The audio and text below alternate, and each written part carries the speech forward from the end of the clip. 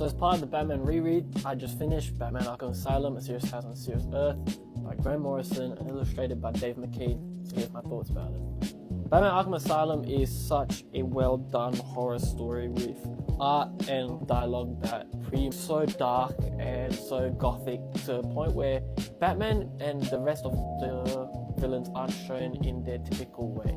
There are very horrifying elements towards them, and that is all done because of Dave McKean's brilliant artwork in this book. Dave McKean's artwork is generational, as you know. It's just this story that I've read of McKean's work, and you get wonderful pages like this. Couple that with Grant Morrison's writing and him being one of the best Batman writers as well, with also some complicated storylines, but with him being one of the best Batman writers, you have one of the best books that you could read. This right here pretty much is like the game, where the villains take over the asylum and they're let out and request Batman to come into the asylum to spend the time with them. And when they ask Batman to come to the asylum, he's pretty much held a mirror of himself. The villains think of themselves the same as they do Batman, and they pretty much beg the question of, why are we in here but you're not? And it pretty much paints Batman, or it tries to paint Batman in the same light as the villains, like Joker, Killer Croc, Mad Hatter, Scarecrow. They all are painted out to look and act very similar to him in a sense. And it pretty much, like I said, it's just a mirror. In the end, Batman leaves the asylum and pretty much Joker tells him there's always a place for you here, as you're also very similar to us.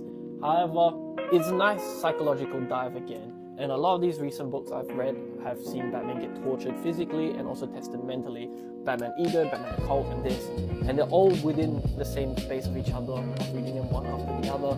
But it's such a good way of reading the timeline. You get to see how Batman gets tested so many times to the point where sometimes on his breaking point. And it may not be a physical breaking point, or what you will see later in Nightfall, but it's still so cool to see this in the early years, especially him being tortured, and also getting questions thrown at him where people are thinking he's one and the same with his villains.